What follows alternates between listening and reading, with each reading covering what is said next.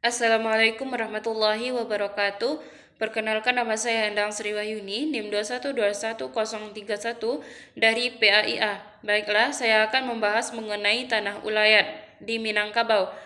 Pembahasannya pertama yaitu konsep tanah ulayat di Minangkabau. Tanah ulayat di Minangkabau dapat diartikan sebagai bidang tanah yang di atasnya terdapat hak ulayat dari kaum masyarakat hukum adat tertentu. Tanah ulayat ini merupakan cagar alam kaum yang biasanya terdiri dari hutan yang jauh dari perkampungan. Tanah ulayat dalam adat Minangkabau memiliki hak perorangan atas tanah ulayat. Sebagaimana hak tersebut yaitu: 1. Hak untuk mengumpulkan hasil hutan. Yang kedua, berburu binatang. Yang ketiga, mengambil hasil dari tanaman liar. Yang keempat, mengolah secara terus-menerus. Pembahasan yang kedua yaitu makna dan fungsi tanah ulayat bagi orang Minangkabau. Karena sifatnya dikatakan bahwa tanah ini merupakan satu-satunya harta benda kekayaan yang mengalami yang bagaimanapun namun tetap tidak berubah meskipun memberikan keuntungan. Fungsi tanah ulayat yaitu sebagai lambang ikatan bertali darah agar terbinanya hubungan sekaum yang bertali darah sehingga pusaka ini menjadi harta sumpah setia. Pembahasan yang ketiga yaitu jenis-jenis tanah ulayat.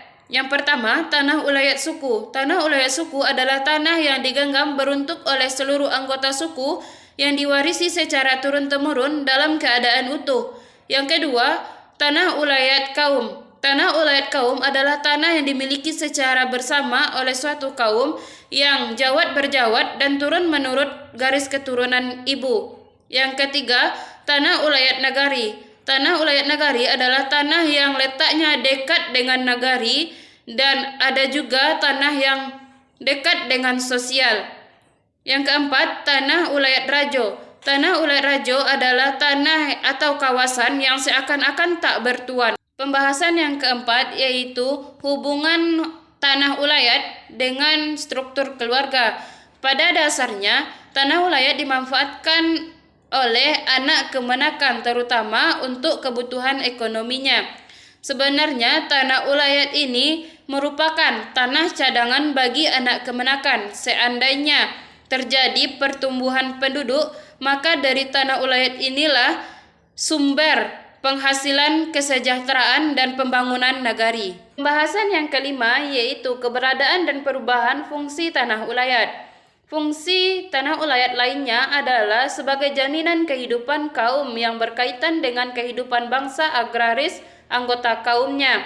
Dengan adanya tanah ulayat ini dapat dikelola dan dimanfaatkan oleh suatu kaum. Hanya sekian yang dapat saya sampaikan. Terlebih dan terkurangnya saya mohon maaf. Saya sudahi dengan Assalamualaikum warahmatullahi wabarakatuh.